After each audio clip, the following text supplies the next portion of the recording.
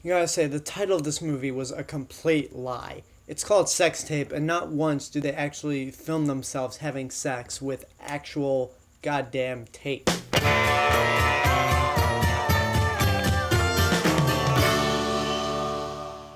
I mean, who uses tape anymore, but why would you even call it sex tape? I don't. Who cares at this point? This is my review for Sex Tape. The movie follows a married couple played by Jason Segel and Cameron Diaz who have been married, have kids, and they used to have sex a lot back in the day, but they just lost the spark. So, in order to get that spark back, they decide, hey, let's make a sex tape.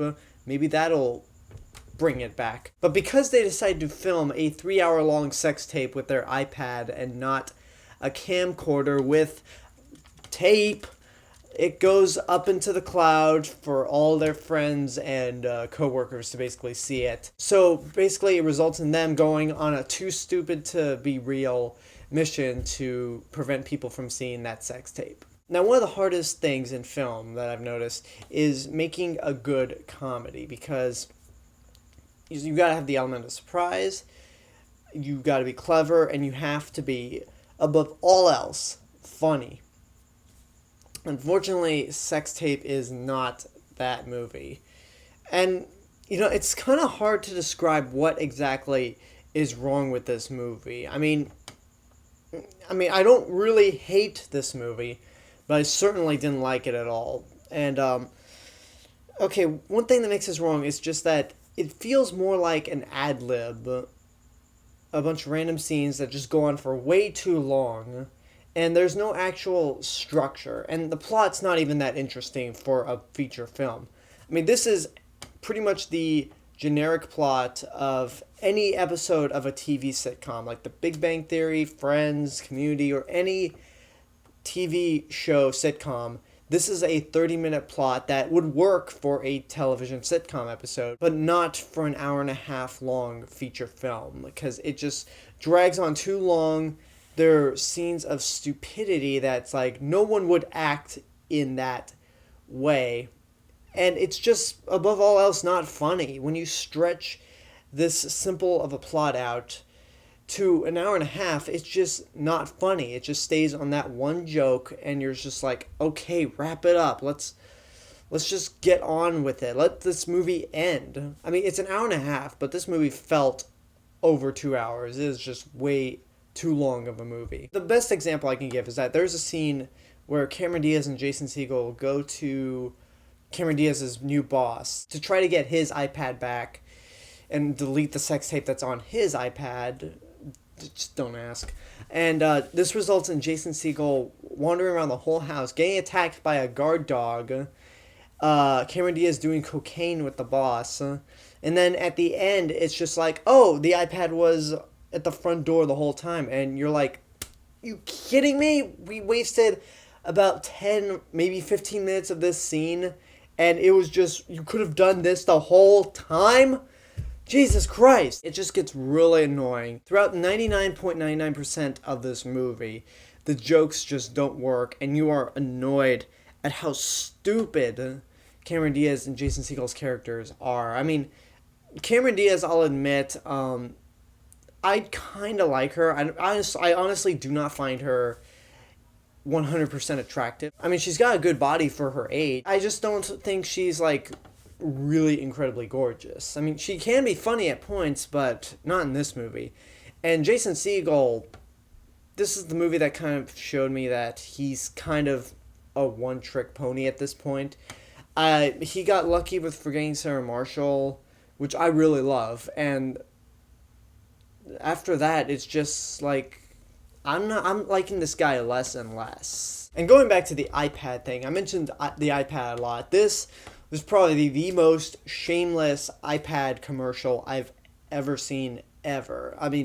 There are points where, Jason Segel has the ability to give out iPads to all of his friends, and it's like when he brings his iPad home, it's like, hey, look what I brought home. It's got a really great screen, great video quality and that stuff. There's even a scene where their son has an iPad.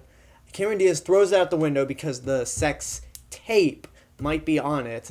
And so for no reason at all, except for more product placement, Jason Segel picks up the iPad on the ground. It's like, wow, the structure of this thing is incredible. I mean, he might as well have looked into the camera as he said that, stroking it, and there might as well have been an Apple logo on the upper left part of the screen. The product placement is not as bad as in something like Transformers 4, but for a single product, it's pretty fucking bad. I mean, I wouldn't be surprised if Apple would just take scenes straight from this movie and just make probably the cheapest iPad commercial ever. Okay, maybe not the cheapest because they'd have to buy the film rights, get like royalty. Okay, I'm thinking too hard about this situation. Now, I mentioned that 99.99% of this movie just doesn't work. So you might be wondering, what's the .01? There are a few things in this movie that I actually kind of liked. Going back to that scene where Jason Segel's running around the house getting attacked by a dog, there's a part where, now this kind of plays into the element of surprise. The dog is running on a treadmill. The treadmill's going like super fast. The dog tries to jump on the treadmill but gets pushed this way, and in slow motion, this is even making me laugh right now. In slow motion, you see a rubber dummy dog hit the wall, and you know it's a fake dummy, and that was just like one of those, okay, maybe not the element of surprise, maybe that's the wrong choice of words, but it was one of those that was so stupid that I couldn't help but laugh. I also liked Rob Corddry and Ellie Kemper in this movie.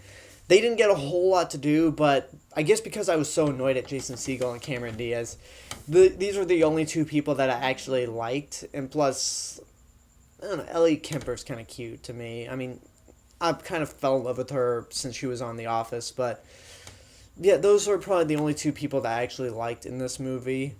But there was one line of dialogue from Jason Segel that did make me laugh. You see it in the trailer. It's the scene where they're talking about how the video just went up into the cloud, and he says, "Nobody understands the cloud. It's like a mystery." And that, admittedly, even though it probably was another shameless Apple plug, it admittedly did make me laugh in the "that's funny because it's true" stance. But other than that, I mean, ugh, there is no way I can recommend this movie at all. This has not been the best year for comedies, I gotta say. I mean, it's definitely been a great year for sequels, but for comedies, not so much. I mean, I haven't seen 22 Jump Street, which I hear is really funny, but yeah, from what I've seen, this has just not been a good year for comedies. So, Sex Tape, it's not one of the worst comedies I've seen, but if somebody said you have a choice between watching Sex Tape or Adam Sandler's Blended again, I'd probably watch Blended twice. And I hate that movie also. So in the end, this movie didn't make me angry, so I can't tell it to go burn in hell, but just don't waste your money. I can't recommend this movie at all. I mean, if you had this movie playing in the background on TV while you were doing something important, it'd probably be harmless, but just don't see this thing in the theater. It's not a good movie. And I've got nothing else. That's my review for Sex Tape. Ironically, featuring no tape. So, leave a comment, tell me what you thought of the movie if you saw it. Subscribe to my channel for more stuff in the future. Check out my other channel, AlexG8462. You can find links to my Twitter, Facebook, Tumblr, and Instagram accounts on my YouTube page. Go check me out on Letterboxd.com under the name The Real Mr. Robinson, as well as my written reviews on Geeked Out Nation. Share me with your friends and tell them about me, and remember to know it before you see it. This is The Real Mr. Robinson, and I'll see you guys later.